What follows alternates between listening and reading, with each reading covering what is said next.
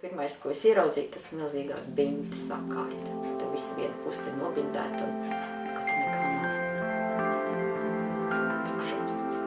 Es pajautāju, cik man ir atlicis dzīvot. Daktere teica, 5 gadi.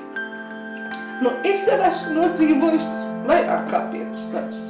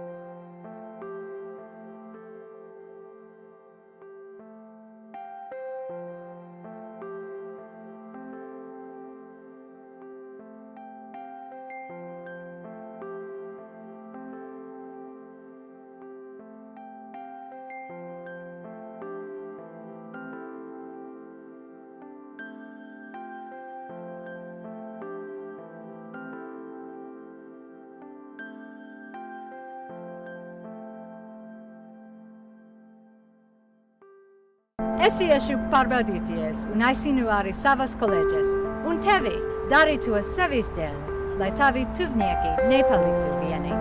Es iešu, nāciet arī jūs. Neatliec krūts veselības pārbaudi. Uzzini vairāk esiešu.lv.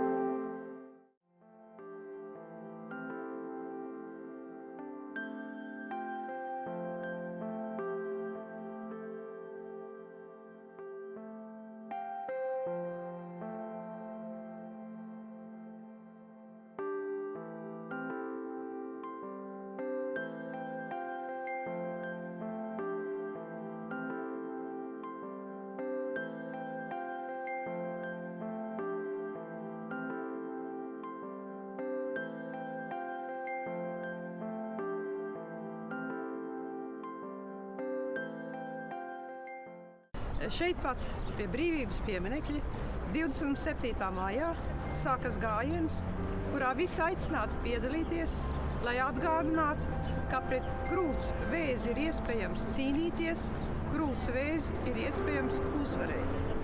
Tas prasa mūsu visu mobilizāciju, un es aicinu no sirds, lūdzos uz ceļiem. Visas Latvijas sievietes, lūdzu, ejiet rīt, parīt, aizparīt. Nākamnedēļ ejiet uz pārbaudēm, tās ir pa brīvu, lai jūs un jūsu tuvinieki varētu dzīvot ar mierīgu prātu. Neaizmirstiet, tā ir jūsu veselība, tā ir mūsu veselība. Lai jums veicās!